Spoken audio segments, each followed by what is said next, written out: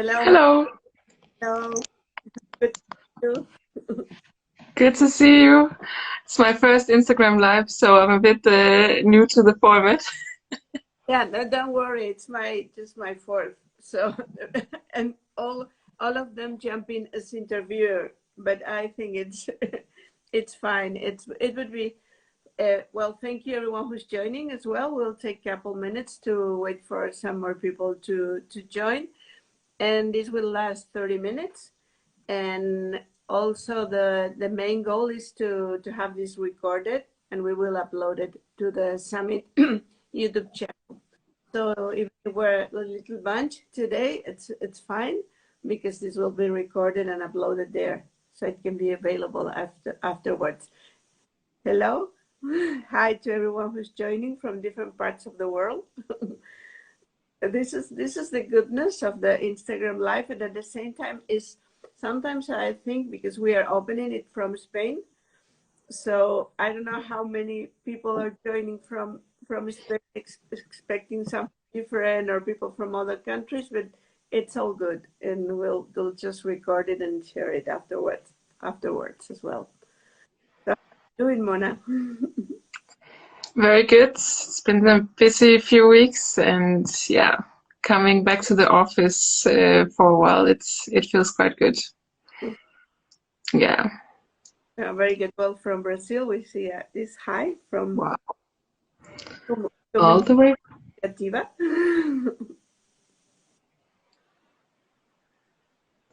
Very good. So it will be just a talk, and we will be sharing all the good things about the summit, about your program, and all that we can encourage people to join us this summer in Bilbao, either on site or online. Definitely. Hello. So we'll just 2 minutes after the hour, so we can start. So again, welcome, Mona. This is Mona Ebdrup. Thank you for spending your time with us, and welcome everyone from joining us from the Netherlands as well. This is very good. I'm in Spain, you're in Denmark, and we have so many different countries. So we are having these Instagram live sessions all around the Bilbao Visual Thinking Global Summit that will take place this summer in July, starting the 27th till the 30th, and we will be talking about the future of our profession, the future, and how can we as a profession be a bridge to other professions, and also with a big emphasis in sense-making dialogues. One of the main goals is to have a space to talk and to co-create. Mornings will be for impulses. We will be learning different things from different approaches. And in the afternoons, let's say afternoons, evenings, depending on what part of the world you come from, will be about sharing and dialogue. And it will be also an extended experience for those who join on site. We will be visiting the city from different perspectives. From those who don't know Bilbao, we have a river. Bilbao is like 12 kilometers away from the ocean. So with so many other cities, the river, it's kind of the axis of the city. So we will visit the city from the river perspective. We'll walk around the nature. We will be inside the Guggenheim Museum as well, and we will be sharing all those learnings. So we have many things. So please visit our website to discover more and join us. And now we have the luck of sharing space with Mona Ebdrup from, probably I'm not pronouncing it right, Mona. You did very well. So please tell us a little bit about you, so people discover a bit more about you. Yeah, so hi everyone, I'm Mona. I'm based in Copenhagen, Denmark, and I've been working as a freelance graphic facilitator for around 5 or 6 years now. And since the pandemic started, I slowly moved into the online space, which I was super resistant towards in the beginning. I thought I could just take a long break and then I'll be back with my markers. It didn't turn out that way, so I had to embrace the digital world, and luckily I found a really really nice team. I haven't met them in person yet, but across the UK, and we've been working very closely together since January last year on some bigger projects where we've used Miro as our main platform for sense making and facilitation, and creating some Miro spaces that hopefully gets us a bit out of the linear document Excel sheets thinking when we're working online. Yeah, so I'm going to share a bit more about how we do that. Thank you, Mona. And as for those who know a little bit more about the summit or not, it will be in Bilbao, but the spirit of the summit is to be as global as possible and to have like a hybrid design. So the the aim is to connect the people on site and the people online. It's been a big challenge, quite an effort, but we're hoping to make our best with this.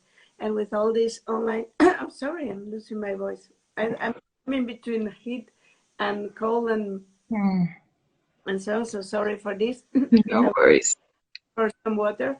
And but one of the big assets that we have some activities around the summit, some pre-summit workshops, and some of them will be held online. And as you mentioned, you have met some colleagues online, so you're working with people from around the world. So you're offering as a master workshop about the Miro Magic. So tell us a little bit about this.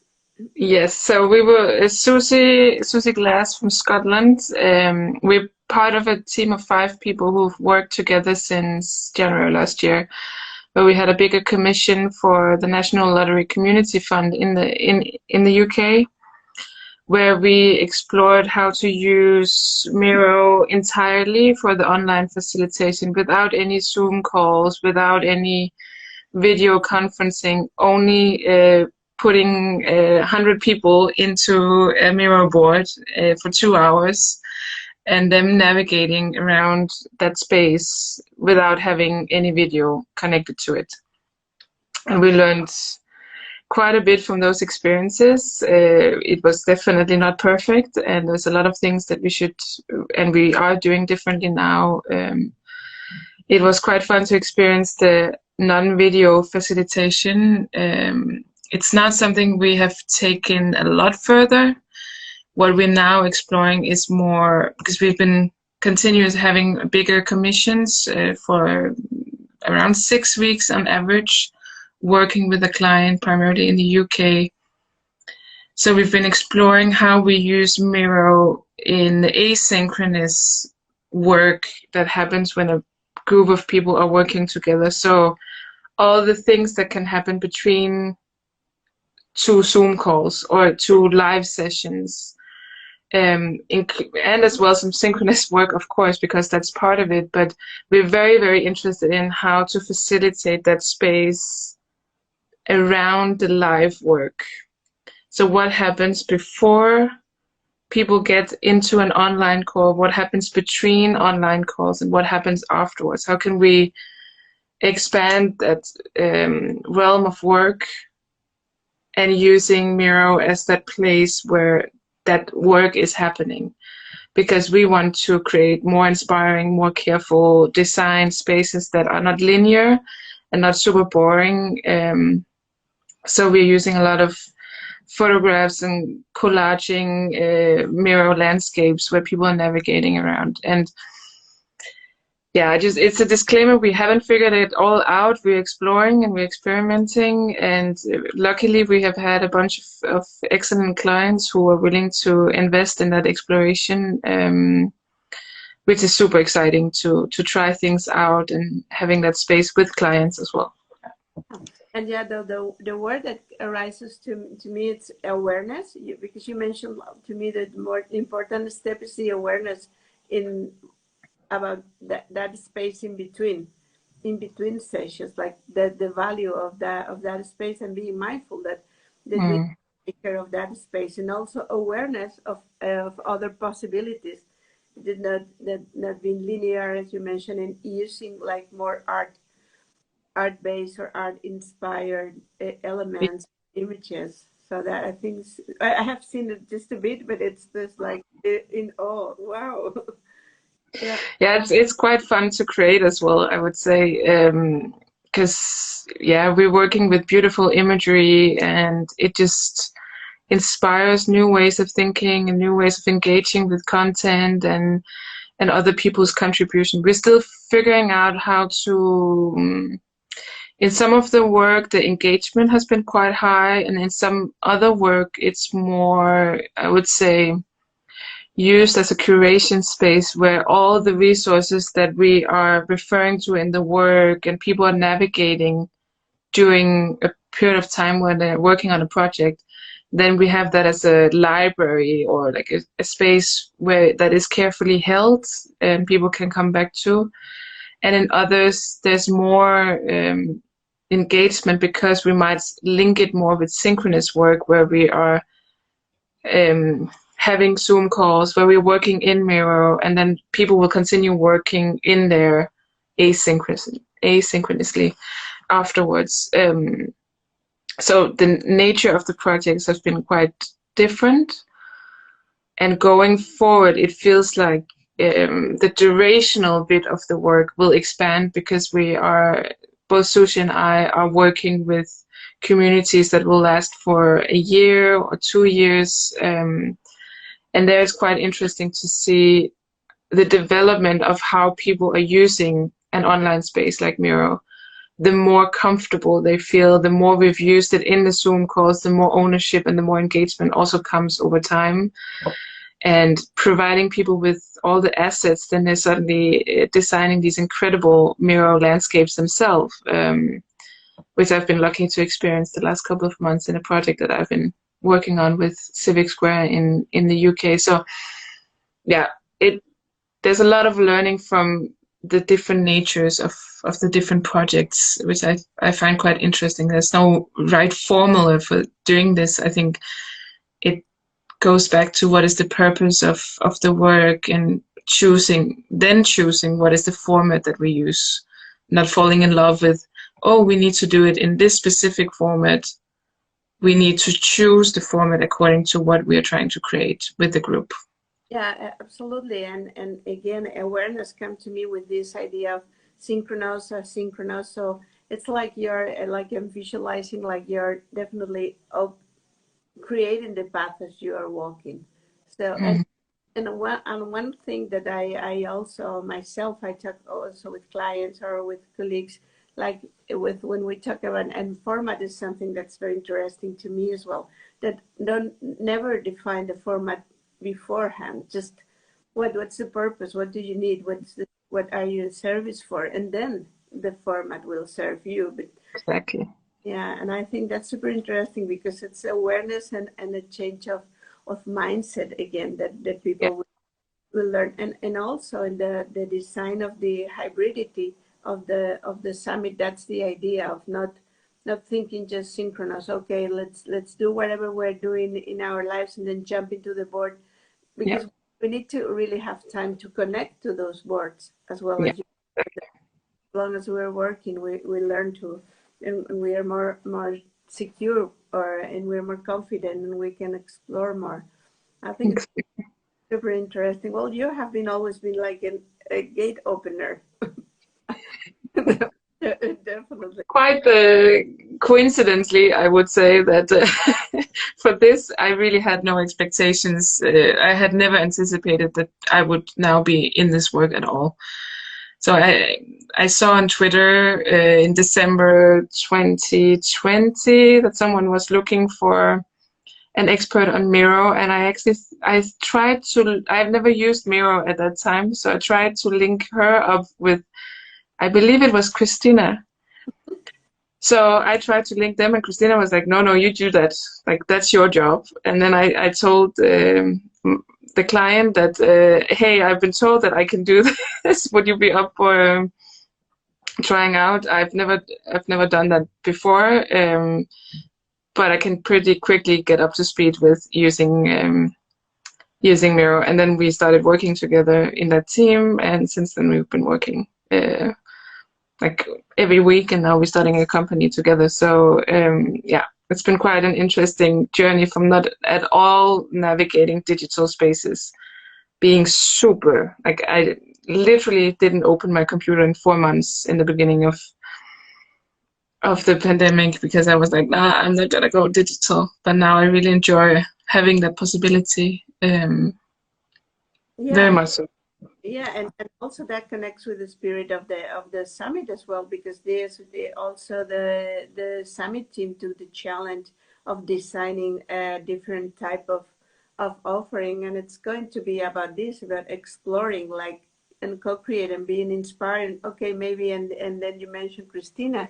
Then she saw and she knew that you had those skills, but you just needed to put them in this digital format. Mm, And again, it's not the format what shapes what we have. exactly.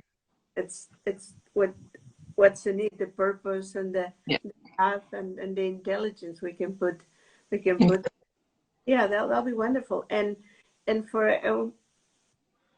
which type of people do you think can join to your pre-summit workshop? Is it for anyone? I would say that it probably benefits people who are working in teams or working with groups. I do find this work very much on a group level. So, of course, you could take learning out if you're not working with groups, you could work with individuals, but our work has been very focused on groups within civil society work. It doesn't need to be linked with civil society. I think it's just the way of how we're working is focused on how to utilize or how to nurture group intelligence and group the collective wisdom that happens in a group, especially over a longer period of time, how to bring that forward in the best possible way. And I think that's what we've been circling around for these last 1.5 years and used Miro to hold that in a Mhm. lot of the projects. So consultants, project leaders,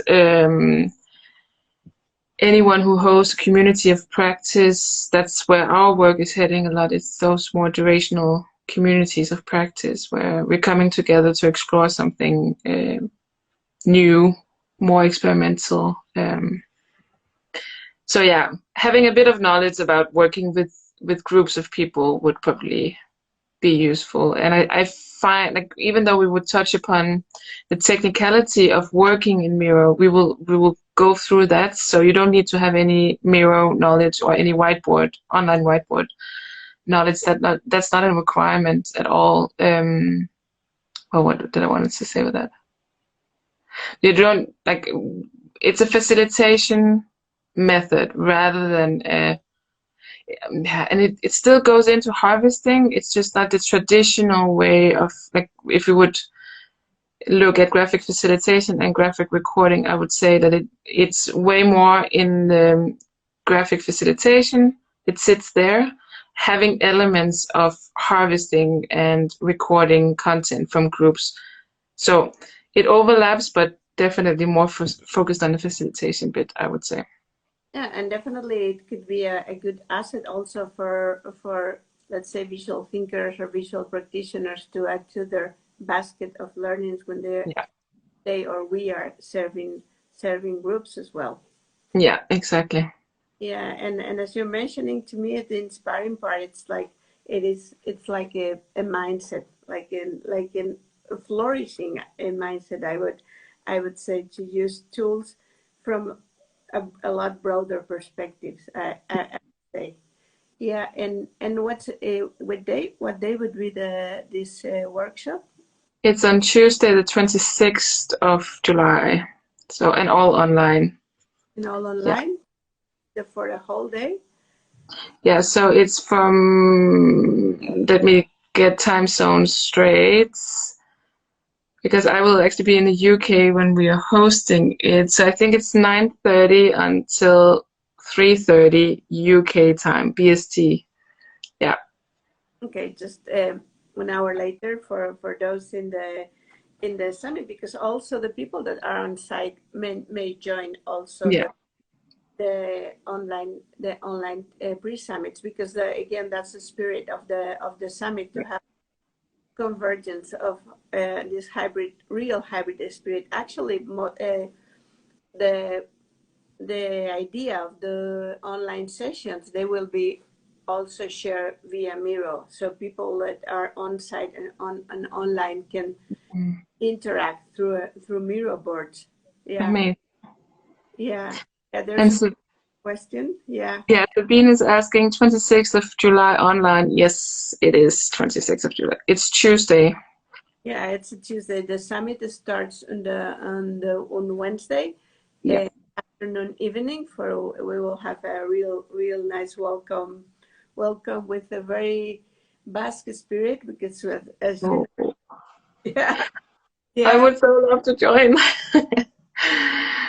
Yeah, it sounds amazing. yeah. We are opening this idea of, like, don't be the one that says, oh, I miss it, I wasn't there. Be the one that say, I was in Bilbao summer 2022. Yeah. So people will have time, either people that are there, that to join online from their computers, because it can be, we don't need anything else, just a computer, exploring the spirit that you're sharing with us. And probably the people that are joining the summit, either online or on site, can put in practice all the learnings from the pre-summit workshop. It will enhance the experience for. I hope so. Yeah, I'm super sure. Yes. Yeah. Yeah. Amazing. Yeah. So you said already that people don't need to have any skills beforehand, just be there and be open, and people can register enter via the summit registration page, and also from link that in your website or in your Instagram page, I think, right? Yeah, I have just recently opened a new Instagram, so yeah, I think I did put it in the new one, which is the one that I'm logged in here. Yeah, I think there's a link in my profile.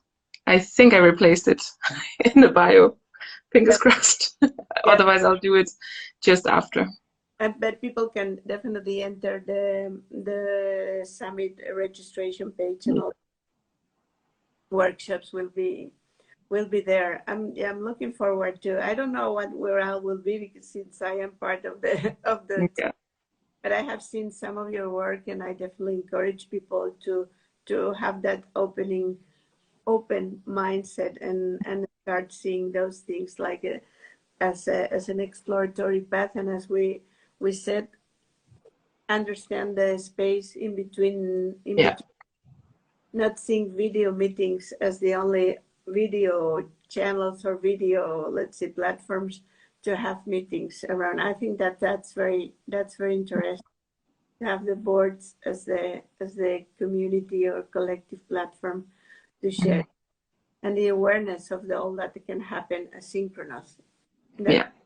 I think that's learning for all of us as well. Not just to think of the meeting I awareness. think there's a huge potential in that space, not least to respect how we are communicating and preferring communication differently. Some of us are more introvert and needs to sit with ideas for longer before we are comfortable sharing in online spaces. So expanding online and in person, but expanding that space for learning a bit, stretching that out instead of only that rushed, very high energy Zoom meet. Like now I'm just talking about Zoom because that's what I'm using all the time, but any video setup,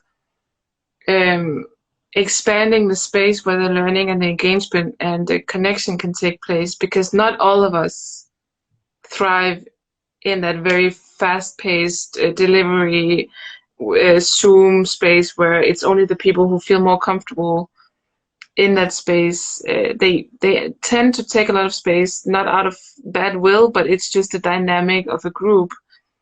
So how do you actually open up that space a bit more, so we consider that the durationality and the life of some work that will happen before and after, and not only during that time we've blocked in a Zoom meeting in our calendar. Like, it's also when we are having a dinner and talk to people after some work has been done, or when we're out for a walk, sometimes thoughts comes up, and having a place that is intentionally designed to hold that knowledge and respect and honor that knowledge as well. Not only what is super prepared or what we already know that we can share in a live session. So yeah, it's I think it's around intentionality and creating that that stretched space and experience rather than the 2 hours or the 1 hour that we get. Yeah, I think that's beautiful, because I one of the things I reflect more lately, it's about rhythm, like how we do things, and I think we have lost some moments control of our own rhythms, Yes. own thinking rhythms. When I graphic record, it's one of the main things I do.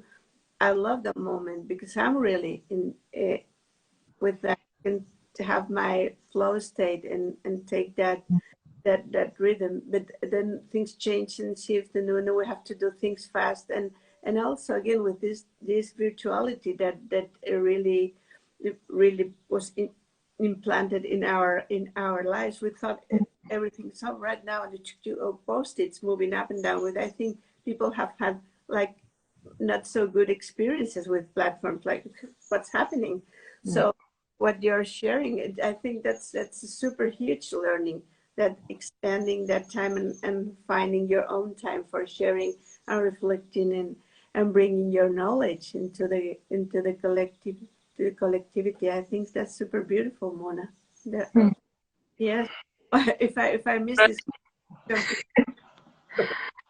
Yeah, and I have to say it's really an experimental space that we're in. Like, we are like the work that we're going forward with would be completely different from what we are doing now or have been doing a year ago.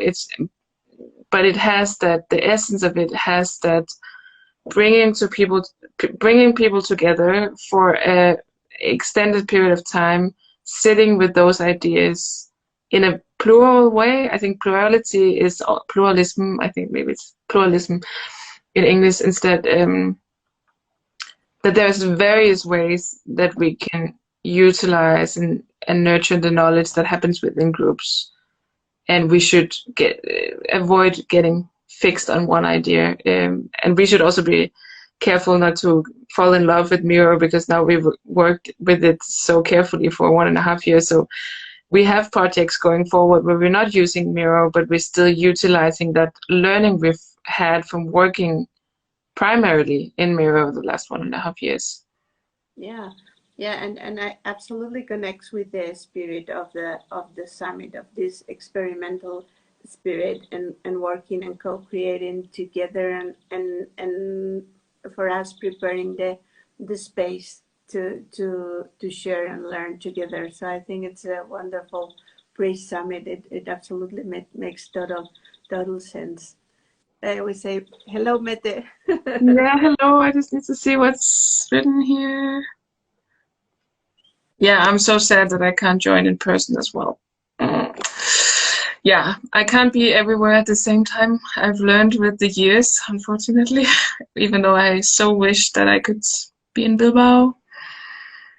For joining, and well, we are just 1 minute to the half an hour. We try to keep this conversation. Definitely. Wow, that went fast. Yeah, and I love it, and I have discovered I like doing this type of conversation. Maybe I'm opening a new path, a new career. Amazing. Also, thank you, Mona, and thank you everyone for joining us, for spending this half an hour together with us. So also, as I mentioned in the beginning, this will be recorded and will be available at the summit, Bilbao Visual Thinking Global Summit, in a YouTube channel and reachable through our social media. Thank you. Sabine says also about your unique Miro boards.